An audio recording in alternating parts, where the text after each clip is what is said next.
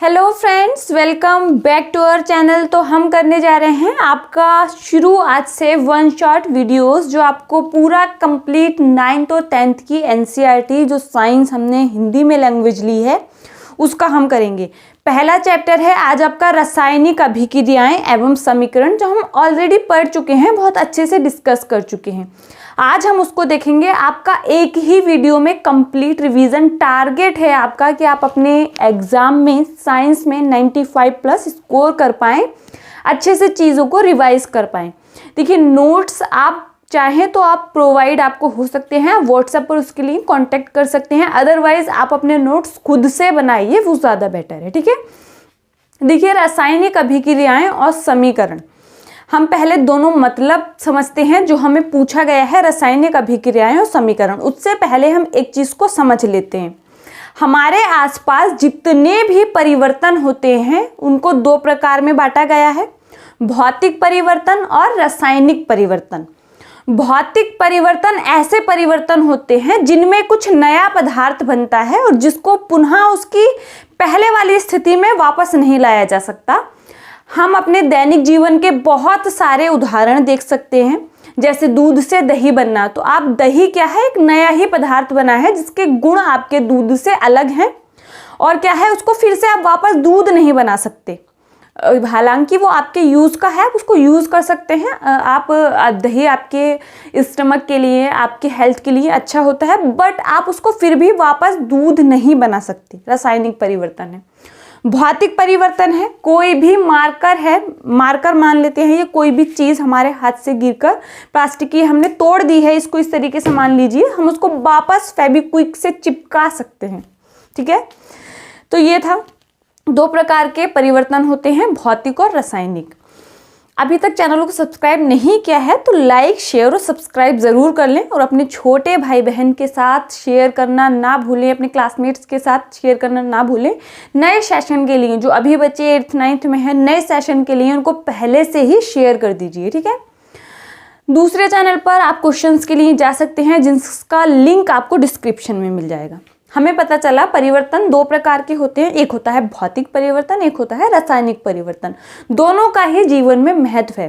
रासायनिक परिवर्तन के हम बहुत सारे एग्जाम्पल हमारी दैनिक लाइफ में देखते हैं। जैसे अभी हमने देखा कि अगर गर्मी का मौसम है, आप रूम टेम्परेचर पर ऐसे ही दूध को छोड़ दें, आप उसको फ्रिज में ना रखें, तो वो क्या होता है, फट जाता है, उसमें परिवर्तन हो जाता है। ठीक है, या फिर आप देखते हैं अंगूर, अगर आप कभी देखेंगे कि ऐसे ही अगर गर्मी का मौसम हो या सर्दी भी हो, बहुत लंबे समय तक वो ऐसे ही खुले में रखे हैं, तो आप देखेंगे उनका किण्वन हो जाता है।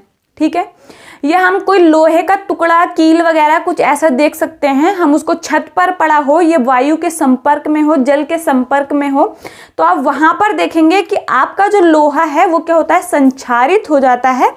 ये वायु से क्रिया करके अपने ऊपर एक परत चढ़ा लेता है जो उसका ऑक्साइड बन जाता है। ठीक है, ये भी आपका रासायनिक परिवर्तन आता है।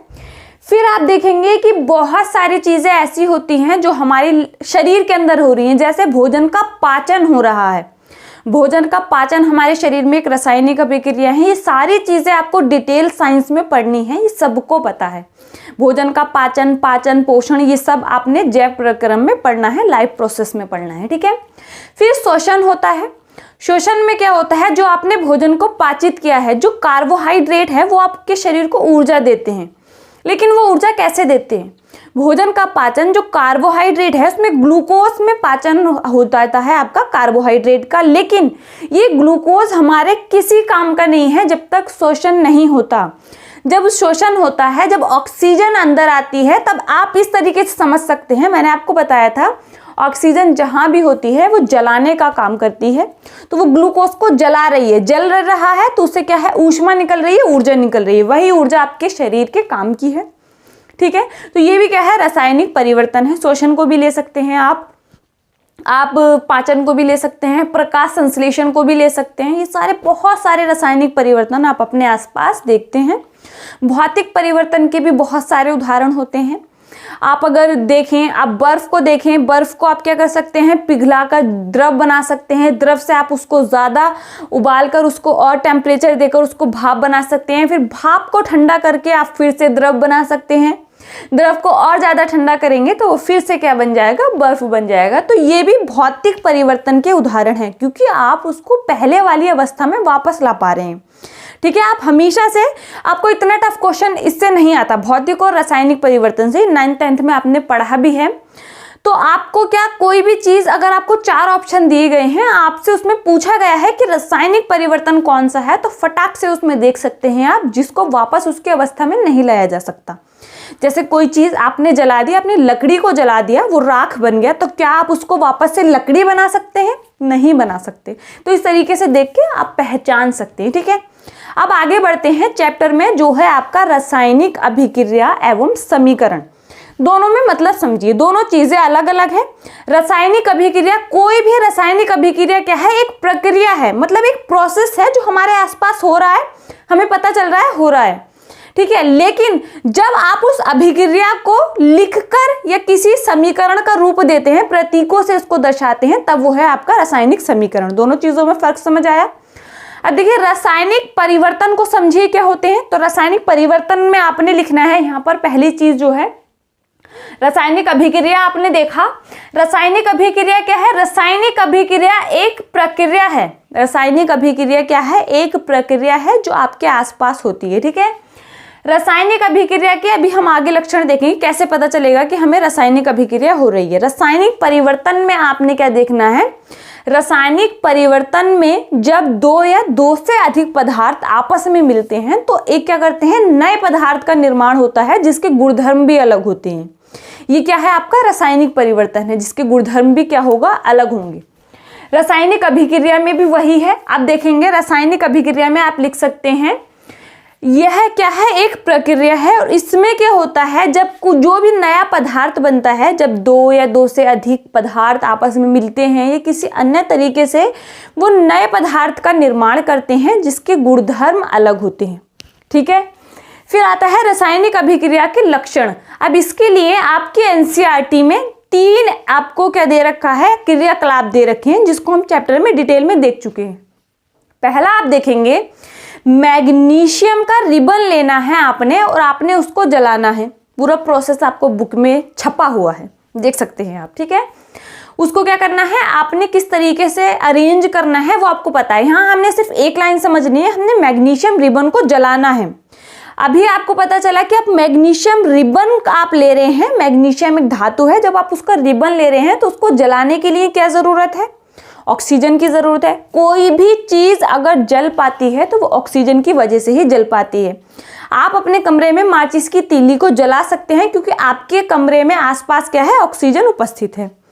तो मैग्नीशियम की मतलब आप किससे क्रिया करा रहे हैं, ऑक्सीजन से क्रिया करा रहे हैं, तब आपका क्या बनता है, मैग्नीशियम ऑक्साइड बनता है। क्या बनता है, मैग्नीशियम ऑक्साइड बनता है। ये रहा, मान लीजिए मैग्नीशियम का रिबन, आपने क्रिया किससे कराई है, ऑक्सीजन से कराई है।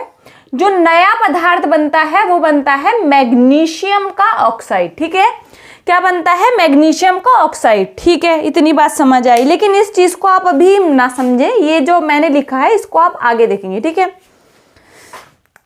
अब हमें पता चला कि अब देखें, जब उसको जलाया तो एक तो उसमें देखा आपने धुएं जैसी फ्लेम निकली, ज्वाला निकली सफेद कलर की।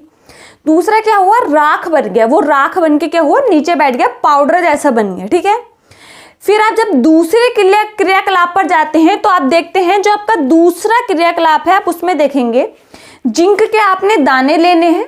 जिंक एक धातु है जिसको सल्फ्यूरिक अम्ल के साथ H2SO4, सल्फ्यूरिक अम्ल के साथ, आप अभी सुनिए, सल्फ्यूरिक अम्ल के साथ जब आप उस दानों को डालते हैं तो आपको क्या पता चलेगा, एक लवण बनेगा और आपको एक गैस निकल के पता चलेगी कि गैस निकली है। ठीक है, उसी तरीके से जब लेड नाइट्रेट को आप पोटेशियम आयोडाइड से ट्रीट करते हैं, जब वो आपस में मिलते हैं तो पहले तो वो रंगहीन होते हैं, बाद में क्या होता है, एकदम से उनका जब चेंज होके जो नया पदार्थ बनता है वो पीले कलर का अब शेप बन जाता है। 3 क्रियाकलाप हमने देखे, पहले भी हम पढ़ चुके हैं। हमें इससे क्या पता चला, कैसे पता चलेगा कि रासायनिक अभिक्रिया हुई है या नहीं हुई है, आप इसको कैसे पता कर सकते हैं। पहले हमने देखा, पहला क्या हुआ, पदार्थ की अवस्था में चेंज हुआ, यह हम कह सकते हैं तापमान में परिवर्तन हुआ। आपने इसको जलाया, ताप दिया, तभी तो वो ऑक्सीजन जली, तापमान बढ़ा, वो क्या हुआ, जल गया। फिर दूसरा आप देखते हैं कि गैस का निष्कासन होता है। जरूरी नहीं है कि हाइड्रोजन गैस ही निकले, कोई दूसरी गैस का भी निष्कासन हो सकता है। तीसरा देखा आपने कि कलर में, रंग में परिवर्तन हुआ। तीसरी एक्टिविटी क्रियाकलाप आपको बताती है कि रंग में परिवर्तन हुआ। मतलब कोई रासायनिक अभिक्रिया को आप कैसे उसके अभिलक्षण बता सकते हैं। भैया रासायनिक अभिक्रिया हुई है, आपको कैसे पता चलेगा। अवस्था में परिवर्तन हो सकता है, तापमान में परिवर्तन हो सकता है, रंग में परिवर्तन होता है, किसी गैस का निष्कासन हो सकता है, मतलब कोई गैस निकल सकती है। तो हम तीनों एक्टिविटी को देखते हैं। फर्स्ट हमने देखा मैग्नीशियम की क्रिया आपकी ऑक्सीजन के साथ हुई, तब आपका मैग्नीशियम ऑक्साइड बना। फिर हमने देखा जिंक है आपका जस्ता, जिसको आप इंग्लिश में बोलते हैं, वो H2SO4 के साथ जब उसने क्रिया करी तब आपका जिंक सल्फेट बनता है, प्लस आपका हाइड्रोजन गैस निकल जाती है। ठीक है, ये क्या है, किस तरीके से इनको लिखते हैं, क्यों लिखना जरूरी है, ये हम अभी आगे बात करेंगे। इस चीज को आपने टेंशन लेने की जरूरत नहीं है। फिर हम थोड़ा आगे बढ़ते हैं, रासायनिक समीकरण के बारे में देखते हैं। ठीक है, देखिए रासायनिक समीकरण सबको पता है, जल जीवन के लिए कितना जरूरी है। जल ही जीवन है, ये हम पढ़ते हैं। तो सबको पता है कि जल कैसे बना होता है। जब हाइड्रोजन, जल का सूत्र तो सभी को पता है H2O, जब हाइड्रोजन गैस ऑक्सीजन के साथ मिलकर आपस में संयोग करती है तब आपका जल बनता है। ठीक है, लेकिन हम इस चीज को देखें, पहले तो हम इस चीज को क्या है, एक प्रोसेस, हमें प्रक्रिया पता चल रही है कि ये अभिक्रिया हो रही है, वो अभिक्रिया है। रासायनिक अभिक्रिया क्या है, जिसमें नए पदार्थों का निर्माण होता है जिनके गुणधर्म भी अलग होते हैं। क्योंकि हम अगर देखें जो हाइड्रोजन है, जो हाइड्रोजन हम इस तरीके से उसको लिख सकते हैं पहले तो, क्योंकि हमें नहीं पता कि किस तरीके से लिखा जाता है। हाइड्रोजन और ऑक्सीजन आपस में मिलकर, हाइड्रोजन और ऑक्सीजन आपस में मिलकर क्या करते हैं, आपका जल का निर्माण करते हैं। आपस में मिलकर जल का निर्माण करते हैं। जल का निर्माण करते हैं। अब यहां पर समझिए, ये हमने लिखा और ये प्रक्रिया है, हमें पता चल रहा है। लेकिन यहां पर आप देखिए इतना लंबा हम लिख रहे हैं। ये तो अभी हमने दो से मिलकर हाइड्रोजन और ऑक्सीजन मिले तब जल बन गया। अब बहुत लंबी लंबी आपकी रासायनिक अभिक्रियाएं होती हैं, तो उनको इस तरीके से लिखना थोड़ा टफ काम हो जाता है। तो थोड़ा उसको सिंप्लीफाई करने के लिए आपके पास सबसे पहले क्या है, शब्द समीकरण आई। शब्द समीकरण क्या होती है, जब आप उसको शब्दों में लिखकर बताते हैं। किस तरीके से, जैसे आप लिख सकते हैं इस अभिक्रिया को, हाइड्रोजन प्लस ऑक्सीजन मिलकर आपका क्या बना रहे हैं, तीर के निशान लगाएंगे आप जो उत्पाद की तरफ होगा, और यहां पर आप लिख सकते हैं जल। क्या लिख सकते हैं, जल। तो ये क्या हुआ, हाइड्रोजन और ऑक्सीजन मिलकर क्या बनाया, जल बनाया। तो यहां पर क्या हुआ, आपने शब्दों में लिखकर उसको बताया। लेकिन अगर हम इससे भी ज्यादा सिंप्लीफाई कर दें चीजों को तो और भी अच्छा हो जाएगा, बेटर हो जाएगा। तो इसको और सिंप्लीफाई किया साइंटिस्ट ने कि भाई ये भी थोड़ा बड़ा है, हम इसको और अच्छे से रिप्रेजेंट, प्रदर्शित करने की कोशिश करते हैं। तो उन्होंने क्या किया, आपका जो शब्द समीकरण है उसको भी किससे बदल दिया, रासायनिक समीकरणों को सूत्रों के द्वारा लिखकर उन्होंने उसको बदल दिया कि अब इनके प्रतीकों से लिखते हैं। जैसे हम देखते हैं ना, 118 तत्व आज की जो तारीख है उसमें आपको ज्ञात है आवर्त सारणी में, उससे आप प्रतीक देखते हैं। आपको पता है हाइड्रोजन के लिए हम H का इस्तेमाल करते हैं, हीलियम के लिए हम He देखते हैं, सोडियम के लिए Na देखते हैं, मैग्नीशियम के लिए Mg देखते हैं, सिलिकॉन के लिए Si देखते हैं। इस तरीके से बहुत सारे हमारे पास तत्व हैं। 30 तक आपको पता होना चाहिए, 1 से लेकर 30 तक आपको लर्न होने चाहिए उनके प्रतीक, परमाणु क्रमांक तक। ठीक है, अब क्या हुआ, अब हम इस समीकरण को कैसे लिखेंगे, हाइड्रोजन, क्योंकि हाइड्रोजन आपको कभी भी मुक्त अवस्था में नहीं मिलता। मुक्त अवस्था मतलब H नहीं मिलेगा, H होगा तो वो H+ हो जाएगा, जो कि बहुत अभिक्रियाशील होता है, जो दूसरे H के साथ मिलकर क्या करता है, H2 बना लेता है। ठीक है, और ऑक्सीजन भी आपको क्या है, आपके अणु के रूप में मिलेगा, और इससे क्या बना, आपका जल बन गया।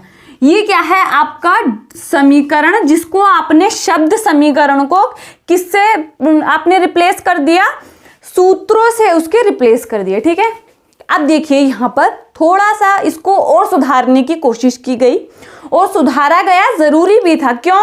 क्योंकि देखिए ये जो आपके पास शब्द समीकरण है, यहाँ पर आप देखेंगे तो इस तरफ आप देखें ऑक्सीजन के यहाँ पर आपको कितने परमाणु दिखाई दे रहे हैं, यहाँ पर 2 होंगे ना, 1 2, तभी तो यहाँ पर 2 O2 दिखाई दे रहा है आपको, और यहाँ पर हाइड्रोजन के कितने होंगे, 2 होंगे, तभी तो यहाँ पर आपको H2 दिखाई दे रहा है। लेकिन जब आप उत्पाद की तरफ जाते हैं तब आपको 2 हाइड्रोजन और 1 ऑक्सीजन दिखाई दे रहा है। 1 ऑक्सीजन कहाँ गया? 1 ऑक्सीजन को हम इस तरीके से गायब नहीं कर सकते। अगर आप अपनी याददाश्त पे जोर डालने का कोशिश करेंगे तब आपको ध्यान आएगा द्रव्यमान संरक्षण का नियम। द्रव्यमान संरक्षण का नियम कहता है किसी भी रासायनिक अभिक्रिया में आप द्रव्यमान को ना तो नष्ट कर सकते हैं और ना ही उसको उत्पन्न किया जा सकता है। तो अब ऑक्सीजन इस तरीके से गायब नहीं हो सकता, मतलब यहाँ पर कुछ ना कुछ सुधार करने की जरूरत थी। तो यहाँ पर हम आगे बढ़ते हैं। उससे पहले मैं आपको थोड़े बहुत कुछ चीजें बता देती हूँ। ये जो आपको तीर का निशान दिखाई दे रहा है, इसके जो इस तरह पदार्थ होते हैं वो होते हैं आपके अभिकारक। ये कैसा बन गया? वो क्या होते हैं? आपके अभिकारक होते हैं। अभिकारक होते हैं, रिएक्टेंट होते हैं। वो कितने भी हो सकते हैं, 1 2 3 4।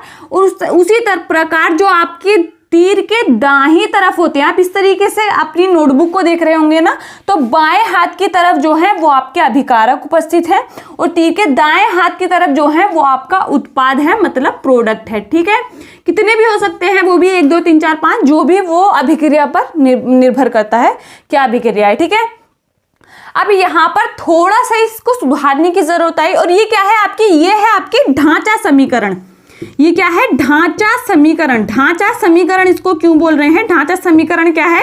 इंपॉर्टेंट है, आपको 1 नंबर में पूछा जा सकता है। तो देखिए ढांचा समीकरण, आप सिंपल भाषा में मैं आपको कहूं तो ढांचा समीकरण वह रासायनिक समीकरण है जिसको संतुलित ना किया गया हो, या आप दूसरी परिभाषा को देख सकते हैं, वह रासायनिक समीकरण जिसमें अभिकारकों में उपस्थित परमाणुओं की संख्या उत्पादों में उपस्थित परमाणुओं की संख्या के बराबर नहीं होती है। या आप सिंपली दूसरी भाषा का यूज कर सकते हैं कि वह रासायनिक अभिक्रिया जिसको संतुलित ना किया गया हो वो ढांचा रासायनिक समीकरण कहलाती है। ठीक है, अब इसको संतुलित करना क्यों जरूरी है ये भी आपको बताया, क्योंकि द्रव्यमान संरक्षण का नियम क्या कहता है कि अभिक्रिया में आप जो है द्रव्यमान को ना ही तो नष्ट कर सकते हैं और ना ही उत्पन्न किया जा सकता है। तो अब आगे बढ़ते हैं, चीजों को समझने की कोशिश करते हैं। दूसरा टर्म क्या आया आपका? रासायनिक अभिक्रिया को, अब जो रासायनिक अभिक्रिया की हम बात कर रहे थे उसको संतुलित कैसे करते हैं। बहुत सारे स्टेप हैं, अभी उन स्टेप को देखने की जरूरत नहीं है। वो आपको बताया था कि पहले चरण में आपने बॉक्स बनाने हैं। क्यों बनाने हैं भाई? क्योंकि आप बॉक्स के अंदर कुछ भी छेड़छाड़ नहीं कर सकते।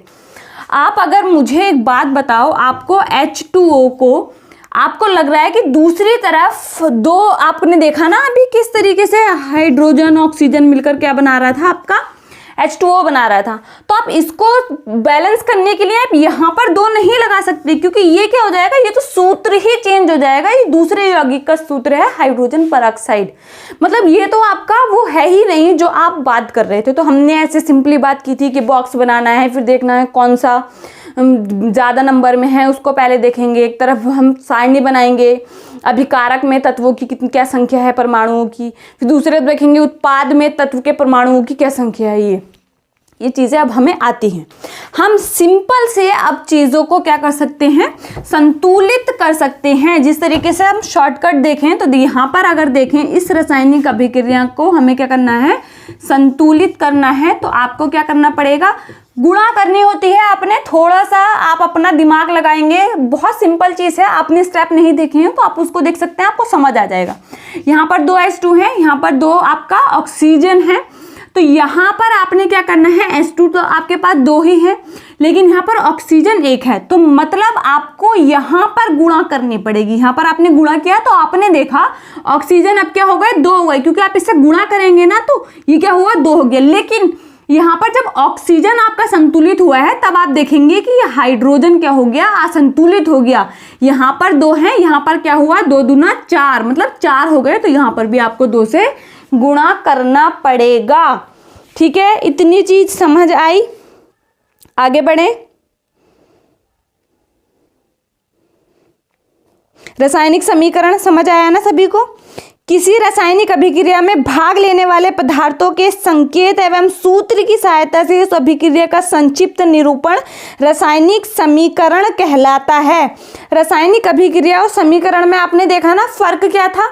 रासायनिक समीकरण क्या है, रासायनिक अभिक्रिया क्या है। वो क्या है, आपका एक प्रक्रिया है जिसमें आपने देखा कि नए पदार्थों का निर्माण होता है जिनके गुणधर्म अलग होते हैं। विलक्षण देखे कैसे पता चलेगा। फिर रासायनिक समीकरण क्या है, आप लिख सकते हैं किसी रासायनिक अभिक्रिया में भाग लेने वाले पदार्थों के संकेत एवं सूत्र की सहायता से उस अभिक्रिया का संक्षिप्त निरूपण रासायनिक समीकरण कहलाता है।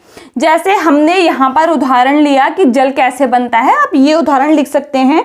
या दूसरा जो अभी हमने देखा था मैग्नीशियम ऑक्साइड को भी आप देख सकते हैं। ठीक है, अब जरा हम दूसरी अभिक्रिया की बात कर लेते हैं जो अभी हमने पहले देखी। पहली अभिक्रिया क्या थी, Mg+O2। बहुत सारे रासायनिक समीकरण आपकी बुक में हैं, तो आप उनको खुद से संतुलित करने की कोशिश कीजिए, आपको समझ आ जाएगा। क्या बनाया, आपका मैग्नीशियम ऑक्साइड बनाया। ठीक है, अब यहाँ पर फिर से, यहाँ पर मैग्नीशियम एक है, यहाँ पर भी एक है। अभी कारक में ऑक्सीजन 2 है, लेकिन यहाँ पर क्या है, एक है। तो हमें क्या करना पड़ेगा, 2 से गुणा करना पड़ेगा, कर दिया। लेकिन मैग्नीशियम यहाँ पर क्या हो गया, असंतुलित हो गया, तो उसको हमने क्या किया, संतुलित कर दिया। अब दूसरी रासायनिक समीकरण को हम देखते हैं जो कि है आपकी, अभी हमने देखी थी Zn की जब अभिक्रिया होती है जस्ता की सल्फ्यूरिक अम्ल के साथ, तब आपका क्या बना था, ZnSO4 जिंक सल्फेट और आपका हाइड्रोजन गैस बना था। ठीक है, इस तरीके से हम देख सकते हैं, हम लिख सकते हैं तत्व कौन कौन से हैं आपके, और यहाँ पर आप लिखें अभिकारक में कितने होंगे वो, और यहाँ एक तरफ लिख सकते हैं उत्पाद में। सारणी आप बना सकते हैं, इस तरीके से आप सिंप्लीफाई करके इसको देख सकते हैं। ये आपको चीज़ों को आसान बना देगा, आपको समझने में थोड़ी। देखें जिंक के यहाँ पर तत्व देख लें कौन कौन से हैं, जिंक है, हाइड्रोजन है, सल्फर है और ऑक्सीजन है। अभिकारक में अगर हम जिंक देखें, जिंक कितना है, 1 है। ठीक है, उत्पाद की तरफ जाएं तो जिंक कितना है आपका, 1 है। ठीक है, हाइड्रोजन आपका अभिकारक में कितने हैं, 2 है। उत्पाद की तरफ जाएंगे तो कितने हैं, 2 हैं। सल्फर आपके अभिकारक में कितने हैं, 1 है, और उत्पाद में भी कितने हैं, 1 है। 1 लिखना है यहाँ। और यहाँ पर ऑक्सीजन अभिकारक में 4 हैं, और यहाँ पर भी आपके 4 हैं, 4 हैं, 4 हैं। मतलब यह जो रासायनिक समीकरण है वो पहले से ही क्या है आपका, पहले से ही आपकी संतुलित है। इसको संतुलित करने की आपको ज़रूरत नहीं है। ठीक है, अब हम आगे बढ़ते हैं, चीज़ों को और समझने की कोशिश करते हैं। जो आपकी बुक में एक इम्पॉर्टेंट रासायनिक समीकरण दी गई है उसको संतुलित करने की कोशिश करते हैं। ठीक है, चलिए बॉक्स बना के करेंगे, सारणी बनाएंगे, उससे आपको पता चल जाएगा। ठीक, आपकी जो आयरन है वो अभिक्रिया, आपका आयरन जो है वो आयरन आप इसको क्या, लोहे से देख सकते हैं। जो लोहा होता है उसको आप आयरन बोलते हैं।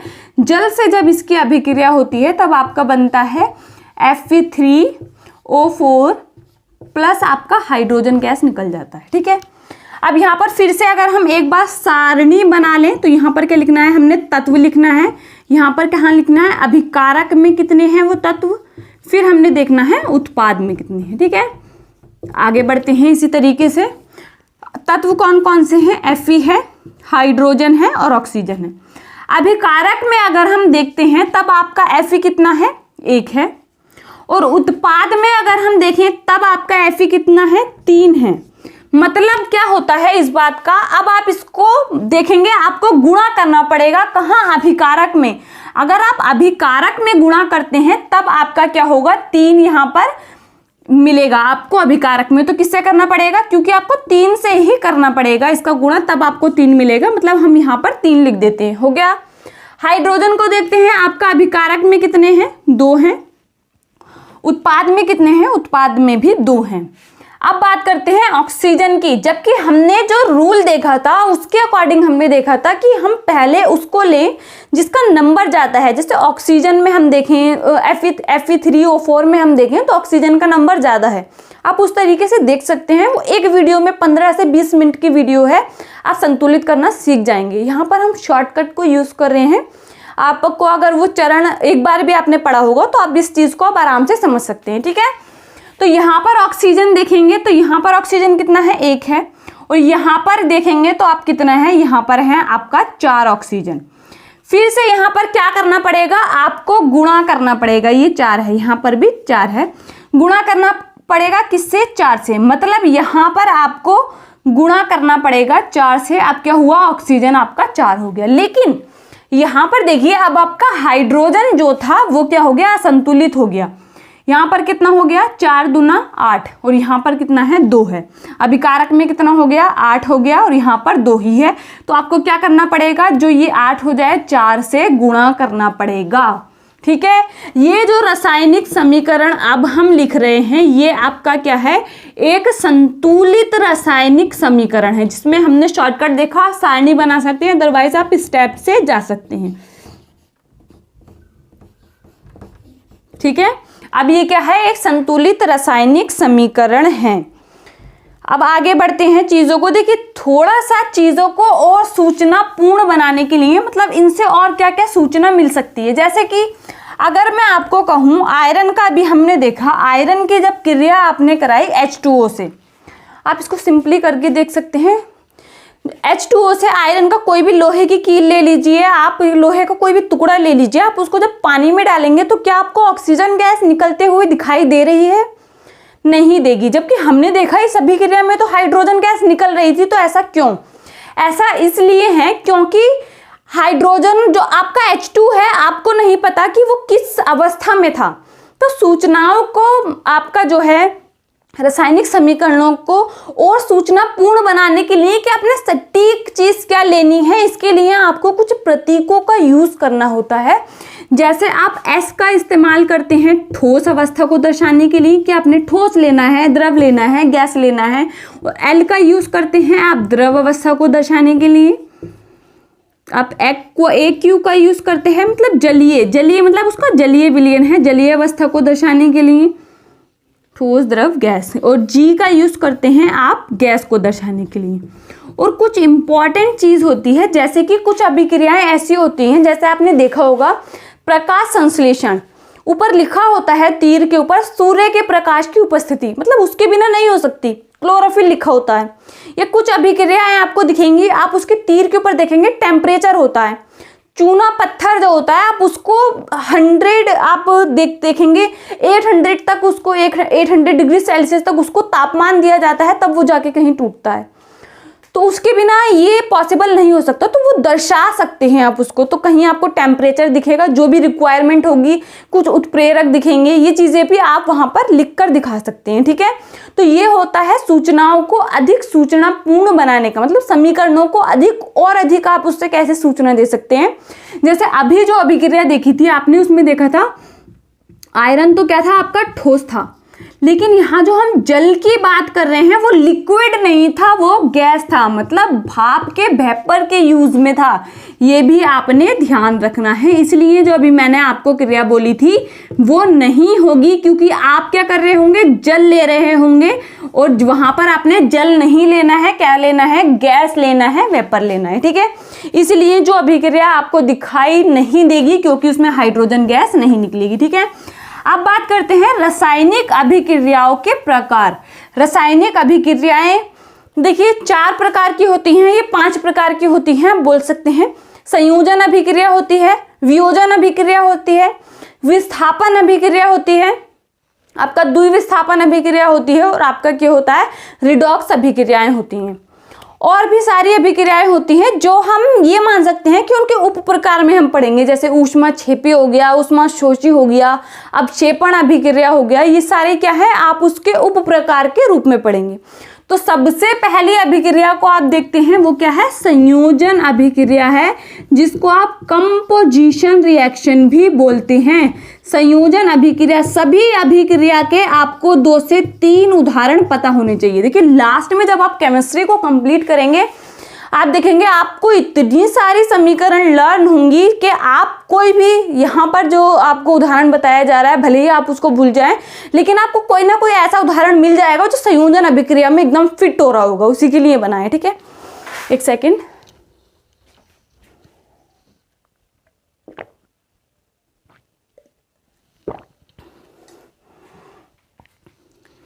तो अब इसमें पढ़ते हैं संयोजन अभिक्रियाएं क्या होती हैं।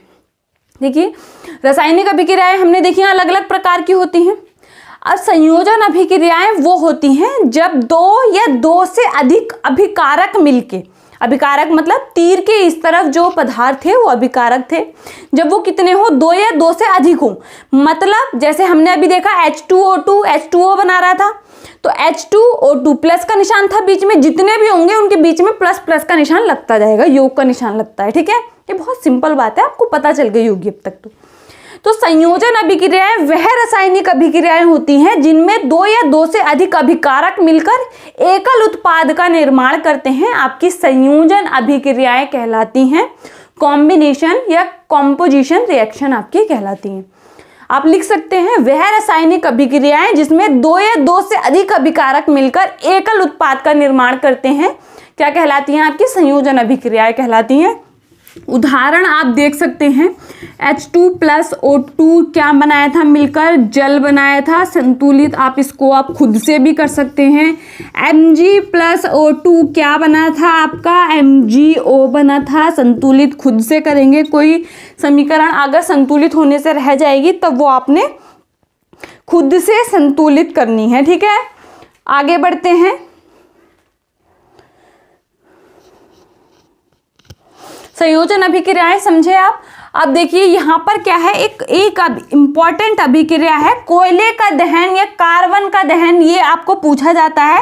तब आपका क्या बनता है, जलाते हैं, मतलब आप कोयले को जलाते हैं, ये आपसे अभिक्रिया पूछी जाती है, तब आपका क्या बनता है, कार्बन डाइऑक्साइड बनती है प्लस ऊष्मा निकलती है। कार्बन डाइऑक्साइड बनेगी प्लस क्या है, आपकी ऊष्मा निकलेगी। कोयले का दहन आपको पूछा जाता है। ठीक है, या आप देखेंगे कि जो ऐसी अभिक्रियाएं होती हैं जैसे प्राकृतिक गैस का दहन देखते हैं आप, प्राकृतिक गैस का दहन, प्राकृतिक गैस क्या होती है, आपकी मीथेन का जब आप दहन करते हैं, मतलब जलाएंगे फिर से, तब आप इसको क्या बोलेंगे, अच्छा आप इसको संतुलित कर सकते हैं, 2 इधर हैं 2 इधर हैं, किधर हो गया, संतुलित है। आप इसका जब दहन करेंगे, आपका प्राकृतिक गैस का दहन होता है, तब आपका कार्बन डाइऑक्साइड बनती है, जल बनता है भाप के रूप में जो उड़ जाता है। ये जल क्या है, गैस के रूप में है, और क्या है आपका ऊष्मा बाहर निकलती है। ठीक है, ये मैंने आपको उदाहरण क्यों दिए जिसमें ऊष्मा बाहर निकल रही है। ठीक है, तो यहाँ पर समझेंगे आप वह रासायनिक अभिक्रियाएं जिनमें ऊष्मा बाहर निकलती है। जब रासायनिक अभिक्रिया हो रही है और क्या है, साथ में ऊष्मा बाहर निकल रही है, वह सारी रासायनिक अभिक्रियाएं ऊष्माक्षेपी अभिक्रियाएं कहलाती हैं, एक्सोथर्मिक रिएक्शन कहलाती हैं। अभी हमने देखा, हम उप प्रकार पढ़ेंगे, क्या था, ऊष्माक्षेपी अभिक्रिया। ऊष्माक्षेपी अभिक्रिया का सिंपल से आप देख सकते हैं, वह सारी रासायनिक अभिक्रियाएं जिसमें ऊष्मा क्या है, बाहर निकल रही है, वो क्या है, आपकी ऊष्माक्षेपी अभिक्रियाएं हैं, एक्सोथर्मिक रिएक्शन है। ठीक है, अब हम आगे बढ़ते हैं, इस चीज को समझते हैं, वो क्या है, ऊष्माक्षेपीय। भोजन का पाचन भी आपका ऊष्माक्षेपीय होगा, क्योंकि क्या होगा, ग्लूकोज का आप देखते हैं जो ऑक्सीजन से क्रिया होती है तो क्या बनता है, कार्बन डाइऑक्साइड बनता है, जल बनता है, और ऊर्जा ही तो मिलती है आपको। वही तो आप देख सकते हैं, ऊर्जा का एक प्रकार, ऊष्मा, ये सब एक ही तो हम देखें इनका वर्ड का मीनिंग है, तो ऊर्जा आपको मिलती है, तो वो भी क्या है, आपकी ऊष्माक्षेपीय अभिक्रिया है। ठीक है, नेक्स्ट हम आगे बढ़ते हैं। जो हमारी नेक्स्ट अभिक्रिया होगी वो होगी वियोजन अभिक्रिया। वियोजन अभिक्रिया को आगे देखते हैं। पहले एक इम्पॉर्टेंट रिएक्शन जो देखते हैं जो आपके एग्जाम में पूछी जाती है। ठीक है, वियोजन अभिक्रिया में बढ़ने से पहले एक इम्पॉर्टेंट अभिक्रिया को देख लेते हैं जो ऊष्मक्षेपी अभिक्रिया का उदाहरण है, लेकिन आपको आपके एग्जाम में पूछी जाती है। जब कैल्शियम ऑक्साइड जो है आपका बुझा हुआ चूना, अनबुझा चूना, जो क्या है आपका अनबुझा चूना है, मतलब ये बुझा नहीं है, जब आप इसकी क्रिया जल से कराते हैं, जब आप इसकी क्रिया किससे कराते हैं, जल से कराते हैं, मतलब आप उसको बुझा रहे हैं, बिना बुझा चूना है आप उसको बुझा रहे हैं, तब आपका क्या बनता है, बुझा हुआ चूना बनता है, जिसका सूत्र है कैल्शियम हाइड्रोक्साइड प्लस क्या निकलती है, इसमें ऊष्मा निकलती है, प्लस क्या निकलती है, ऊष्मा निकलती है। इसका उपयोग सफेदी करने वगैरह में किया जाता है। अब देखिए, आपने कभी देखा होगा जब आप सफेदी, जो व्हाइट कलर का जो ऐसे कलर होता है, उसको आपने देखा होगा कि वो आप जब दीवारों पे इसको करते हो तो वो तुरंत व्हाइट नहीं होता, उसका कलर ऐसा होता है जैसे नील जो यूज करते हैं व्हाइट कपड़ों के लिए, उसका कलर इस तरीके का व्हाइट होता है, प्योर व्हाइट नहीं होता। लेकिन 2 से 4-5 दिन के बाद वो आपको व्हाइट दिखाई देने लगता है। क्यों? क्योंकि ये जो कैल्शियम हाइड्रोक्साइड है ये क्या करता है, वायुमंडल की जो कार्बन डाइऑक्साइड गैस है उसके साथ अभिक्रिया करके आपका कैल्शियम कार्बोनेट बना लेता है। क्या बना लेता है? कैल्शियम कार्बोनेट बना लेता है, जो क्या है आपका सफ़ेद कलर का होता है, जो क्या है आपका सफ़ेद कलर का होता है और जल बनाता है। ठीक है, तो ध्यान रखना है, ये आपको आपके एनसीईआरटी में एक विशेष बॉक्स में भी दिया गया है। ठीक है, और बाद में अगर आप इसको ज़्यादा करते हैं तब क्या होता है, अभी इसको आगे देखेंगे, आगे समझेंगे इस चीज़ को, अभी आपको ये चीज़ समझ नहीं आएगी, इतना समझ लीजिए। दूसरी प्रकार क्या है आपका, वियोजन अभिक्रिया। दूसरा क्या है, वियोजन। वियोजन अभिक्रिया आपका संयोजन अभिक्रिया का एकदम क्या है, अपोजिट है। वियोजन अभिक्रिया क्या है, संयोजन अभिक्रिया का एकदम अपोजिट है, उल्टा है। वहां पर 2 या 2 से अधिक अभिकारक मिलकर एकल उत्पाद का निर्माण कर रहे थे, लेकिन यहाँ पर एकल अभिकारक टूटकर या वियोजित होकर 2 या 2 से अधिक उत्पादों का निर्माण करता है। एक लाइन तो सभी में सेम है, वह सारी रासायनिक अभिक्रियाएं जिसमें एक आपका जो अभिकारक होता है, एकल अभिकारक वियोजित होकर या टूटकर आपका 2 या 2 से अधिक उत्पाद बनाता है, तब वो आपका क्या होता है, वियोजन अभिक्रिया कहलाती है, डीकम्पोजिशन रिएक्शन कहलाती है। इसका उदाहरण इस तरीके से आप समझ सकते हैं, आप देखें A, B, C, इस तरीके से ये क्या है, एक पदार्थ है। जब ये टूटा, इसको ऊष्मा मिली या कुछ भी इसको विद्युत धारा प्रवाहित की गई है, कुछ भी, उससे क्या होगा, ये A में टूट गया, B में टूट गया और C में टूट गया, अलग अलग उत्पाद बना लिए।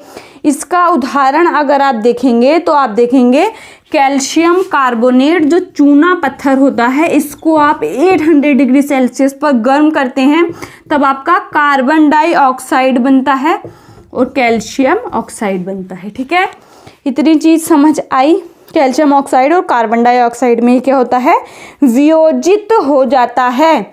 दूसरा अगर उदाहरण देखें तो फेरस सल्फेट को अगर ऊष्मा आप देते हैं, फेरस सल्फेट को जब आप ऊष्मा देते हैं, फेरस सल्फेट को क्या करते हैं, जब आप ऊष्मा देते हैं तो ये Fe2O3 में Fe2O3 plus sulphur dioxide gas और सल्फर ट्राइऑक्साइड गैस में क्या हो जाता है, परिवर्तित हो जाता है या वियोजित हो जाता है। उसी प्रकार से जल का विद्युत अपघटन किया जाता है, उसको क्या, हाइड्रोजन और ऑक्सीजन में तोड़ने के लिए, या फिर आपका लेड नाइट्रेट जो है, लेड नाइट्रेट को आप क्या करते हैं, जब गर्म करते हैं, लेड नाइट्रेट को जब क्या किया जाता है, गर्म किया जाता है, तो ये आपका PbO प्लस आपका NO2 गैस में कन्वर्ट हो जाता है, प्लस आपका O2 गैस में कन्वर्ट हो जाता है। ये NO2 जो होती है भूरे रंग की गैस होती है। इन रासायनिक अभिक्रियाओं को आप खुद से संतुलित करेंगे। अब आप रासायनिक अभिक्रियाएं संतुलित करने में, समीकरणों को संतुलित करने में एक्सपर्ट हो चुके हैं। ठीक है, तो ये आपने खुद से इसको संतुलित करना है। जो भी समीकरण नहीं आएगी आप नीचे कमेंट बॉक्स में बता सकते हैं। और एक होता है आपका, मतलब प्रकाश की उपस्थिति में भी वियोजन होता है, जैसे AgCl होता है आपका, जो सिल्वर क्लोराइड होता है, जब उसको सूर्य का प्रकाश में मिल जाता है तब भी वो Ag और क्लोरीन गैस में टूट जाता है। उसी तरीके से AgBr होता है, तो ये सारी अभिक्रियाएं आपकी किसकी हैं? वियोजन अभिक्रियाएं हैं। अब यहाँ पर एक दूसरा टर्म समझेंगे, ऊष्माशोषी। क्या? ऊष्माशोषी, या जिसको आप बोलते हैं एंडोथर्मिक रिएक्शन। क्या बोलते हैं? Endothermic reaction. उसका क्या है? उल्टा है एक्सोथर्मिक का।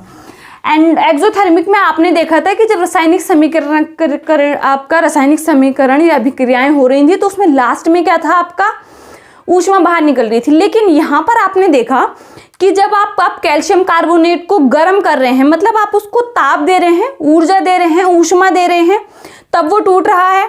आपने दूसरा देखा, दूसरा हमने उदाहरण देखा अभी हमने कि लेड नाइट्रेट को भी आप क्या करें? गर्म कर रहे हैं, तब वो टूट रहा है। फेरस सल्फेट को आप गर्म कर रहे हैं, मतलब आप उसको ऊष्मा दे रहे हैं। उसी तरीके से जो हमने दूसरा उदाहरण लिया AgCl, उसमें आप देखेंगे कि आपको सूर्य का प्रकाश की उपस्थिति में ही वो होता है, मतलब सूर्य का प्रकाश वो भी तो ऊर्जा ही है, वो उसमें ऊर्जा उसको मिल रही है, तब वो टूट रहा है। मतलब यहाँ पर आप इस चीज को समझिए, ऊष्माशोषी अभिक्रियाएं वह रासायनिक अभिक्रियाएं होती हैं जिसमें ऊर्जा का शोषण होता है या अवशोषण होता है, ऊर्जा का खुद से इस्तेमाल किया जाता है, ऊष्माशोषी रासायनिक अभिक्रियाएं कहलाती हैं।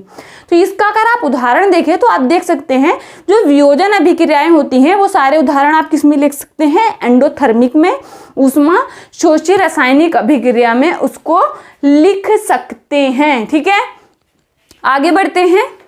जो नेक्स्ट हमारी अभिक्रिया होगी वो है द्विविस्थापन अभिक्रिया। क्या है? द्विविस्थापन अभिक्रिया। इसमें क्या होता है? एक अधिक अभिक्रियाशील तत्व कम क्रियाशील तत्व को उसी के यौगिक से विस्थापित कर देता है। उसी के यौगिक से क्या कर देता है? विस्थापित कर देता है। विस्थापन अभिक्रिया, या फिर इसको आप बोलते हैं डिस्प्लेसमेंट रिएक्शन। डिस्प्लेसमेंट रिएक्शन, या फिर आप इसको बोलेंगे विस्थापन अभिक्रिया। तो विस्थापन अभिक्रिया क्या है? एक अधिक क्रियाशील तत्व दूसरे कम क्रियाशील तत्व को उसके यौगिक से अलग कर देता है, वो क्या है? आपका विस्थापन अभिक्रिया है। जैसे आप देखेंगे आयरन की जब आप अभिक्रिया कराते हैं कॉपर सल्फेट से, आयरन की अभिक्रिया किससे होती है? कॉपर सल्फेट से। तब ये क्या करेगा? ये जो आपका कॉपर सल्फेट है, आयरन इसको विस्थापित कर देगा। ये कॉपर का यौगिक है, कॉपर सल्फेट है, लेकिन आयरन कॉपर से अधिक क्रियाशील है, इसलिए ये इसको इसी के यौगिक से हटा देगा, बाहर निकाल देगा और खुद उसकी जगह ले लेगा। तो यहाँ क्या बनेगा? फेरस सल्फेट बनेगा और प्लस कॉपर क्या है? अलग हो जाएगा। ठीक है, नेक्स्ट अगर हम इसी की अभिक्रिया देखें, दूसरी अभिक्रिया भी ले सकते हैं। लेड का अगर हम देखें, जो लेड है उसकी अभिक्रिया कराएं कॉपर क्लोराइड से, तो लेड भी क्या है? कॉपर से आपका अधिक अभिक्रियाशील तत्व है। तो लेड क्या करेगा? कॉपर की जगह ले लेगा, लेड क्लोराइड बना लेगा, PbCl2 प्लस आपके कॉपर को अलग कर देगा। ठीक है, ये थी आपकी विस्थापन अभिक्रियाएं। ये क्या है? आपकी विस्थापन अभिक्रियाएं। अब दूसरी अभिक्रिया को समझते हैं। जो हमारी लास्ट अभिक्रिया है वो है आपका विस्थापन अभिक्रिया के बाद द्विविस्थापन अभिक्रिया है। द्विविस्थापन अभिक्रिया में आपका डबल डिस्प्लेसमेंट रिएक्शन में आयनों का आदान प्रदान होता है। आयनों का आदान प्रदान करके मतलब दो बार आपको विस्थापन देखने मिलेगा। अगर एक पदार्थ उसके दूसरे को उसके यौगिक से निकाल रहा है तो दूसरा उसके यौगिक से उसको निकाल रहा है, मतलब आपस में चेंज कर रहे हैं अपने यौगिकों को, अपने आयनों को हम यहाँ पर बोल सकते हैं। तो हम क्या बोलेंगे?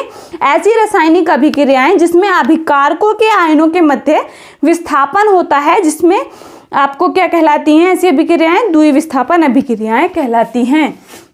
जैसे हम इसका उदाहरण लेंगे NaSO4 प्लस आपका देखेंगे इसने अभिक्रिया की बेरियम क्लोराइड। ये सारे एक्वाज हैं, आप इसके आगे AQ लिख सकते हैं, एक्वाज हैं। तो यहाँ पर बनता है बेरियम सल्फेट। क्या बनेगा? बेरियम सल्फेट, जो कि सॉलिड है, आपका ठोस है, क्योंकि ये आघुलनशील है। इसको आप बोलते हैं अवक्षेप है। ये क्या है? आघुलनशील। अवक्षेप क्या होते हैं? आघुलनशील होते हैं। बेरियम सल्फेट बनेगा और आपका क्या बनेगा? सोडियम क्लोराइड बनेगा, जिसको आप देख सकते हैं कि वो क्या होगा? वो भी एक्वाज होगा। यहाँ पर क्या करा? सोडियम ने देखा बेरियम की जगह ले ली और बेरियम ने सोडियम की जगह ले ली, तो यहाँ पर आयनों का चेंज हुआ। यहाँ पर क्या बना? अवक्षेप बना। द्विविस्थापन अभिक्रिया में आयनों का चेंज होता है। अब दूसरी इंपॉर्टेंट चीज यहाँ पर समझिए, अवक्षेपण अभिक्रिया। ये जो पदार्थ बना है इस अभिक्रिया में, ये अवक्षेपण है। मतलब अवक्षेपण वो होता है जो अगर आप देखें कि कोई टेस्ट ट्यूब या किसी बीकर में कोई अभिक्रिया होती है, जब अपक्षेप बनेगा वो नीचे तली में बैठ जाएगा अघुलनशील पदार्थ की तरह, वो घुलेगा नहीं। तो वो क्या है, आपका अघुलनशील पदार्थ अभिक्षेप कहलाता है। तो ऐसी सारी रासायनिक अभिक्रियाएं जिसमें अभिक्षेप का निर्माण होता है, अभिक्षेपण रासायनिक अभिक्रियाएं कहलाती हैं। समझ में आया? ऐसी सारी रासायनिक अभिक्रियाएं जिसमें अभिक्षेप का निर्माण होता है, अभिक्षेपण अभिक्रियाएं कहलाती हैं। नेक्स्ट हम आगे बढ़ते हैं, आपका जो है रिडॉक्स अभिक्रियाएं या उपचयन अपचयन आप इसको बोलते हैं, मिला के रिडॉक्स अभिक्रियाएं आप इसको बोलेंगे। क्या बोलेंगे? रिडॉक्स अभिक्रियाएं बोलेंगे। लास्ट क्या है? रिडॉक्स अभिक्रिया। बाकी हमारे फिर 2 टॉपिक बचते हैं, जो है आपका संक्षारण और विकृत गंधिता। रिडॉक्स अभिक्रिया में क्या होता है, उपचयन और अपचयन एक साथ होते हैं। पहले उपचयन और अपचयन को समझ लेते हैं। देखिए, वह सारी उपचयन को अगर रिडॉक्स का हम मतलब समझे, रिडॉक्स के मतलब को ही देखो, रिडॉक्स RD इसको इस तरीके से लिखते हैं आप, REDOX। इससे क्या है? रिडक्शन मतलब अपचयन, और ये इससे हम ऑक्सीडेशन का यूज करते हैं, मतलब आपका उपचयन। अपचयन में आपका होता है कि आपका अपचयन को समझिए, आप उसको बोलते हैं इंग्लिश में, उपचयन को आप बोलते हैं ऑक्सीडेशन।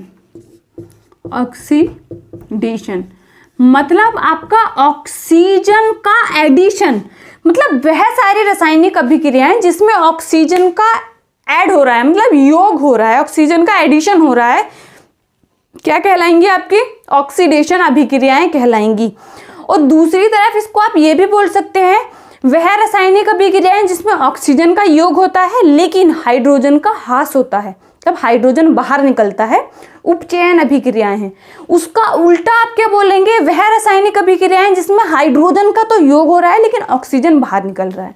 उपचयन का अगर आप उदाहरण देखते हैं, हम उपचयन अभिक्रिया का, ये जिसको आप ऑक्सीकरण अभिक्रिया भी बोल सकते हैं, तो आप देखेंगे कॉपर की अभिक्रिया आप किससे करा रहे हैं? ऑक्सीजन से करा रहे हैं, तब आपका कॉपर ऑक्साइड बन रहा है। आप इसको यहाँ पर बैलेंस कर सकते हैं। कॉपर की अभिक्रिया जब ऑक्सीजन से हो रही है, कॉपर ऑक्साइड बन रहा है, मतलब कॉपर में यहाँ पहले ऑक्सीजन नहीं था लेकिन बाद में इसके साथ क्या हुआ, देखिए कॉपर ऑक्साइड बना है, मतलब ये उपचयन का उदाहरण है। दूसरी अभिक्रिया हम पहले वाली ले सकते हैं, मैग्नीशियम प्लस ऑक्सीजन ने मिलकर क्या बनाया था? मैग्नीशियम ऑक्साइड बनाया था। पहले मैग्नीशियम के साथ ऑक्सीजन नहीं था लेकिन वो ऑक्सीकरण के बाद उसके साथ क्या हुआ? ऑक्सीजन जुड़ गया है। अपचयन इसी का अपोजिट होता है, आपका अपचयन। अपचयन में आप क्या देखेंगे? वह रासायनिक अभिक्रियाएं जिसमें हाइड्रोजन का आपका जुड़ना होगा और ऑक्सीजन का निकलना होगा, जैसे CuO प्लस H2 आपका बनेगा यहाँ पर कॉपर प्लस हाइड्रोजन। क्या बनेगा? Copper plus hydrogen, copper plus H2O जल बनेगा। ठीक है, अब यहाँ पर समझिए, यहाँ पर आपने क्या देखा? यहाँ पर कॉपर के साथ यहाँ पर ऑक्सीजन था लेकिन यहाँ पर हट गया, मतलब ये क्या है? आपका अपचयन का उदाहरण है। लेकिन इस अभिक्रिया को आप ध्यान से देखेंगे तो यहाँ पर कॉपर का आपको क्या दिखाई दे रहा है? अपचयन दिखाई दे रहा है, क्योंकि वहां पर ऑक्सीजन था, वो क्या हो गया?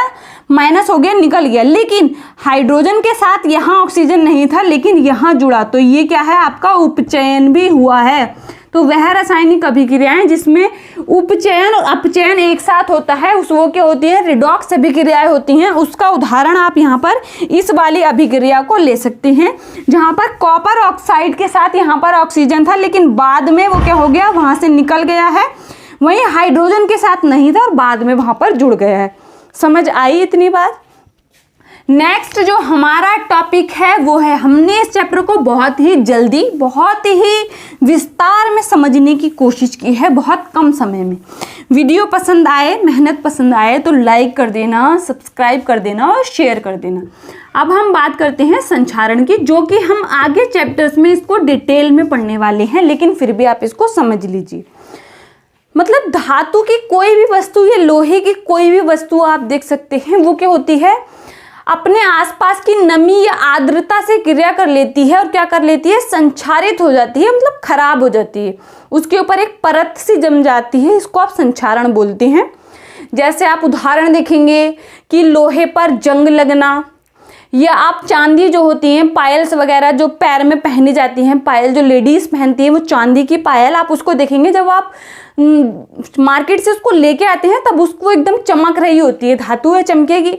लेकिन जब थोड़े टाइम के बाद वो नमी में, पैर पानी में जाता है, नमी में है, आसपास ऑक्सीजन है, वो क्या होती है, ब्लैक कलर की आपको उसके ऊपर एक परत दिखाई देती है।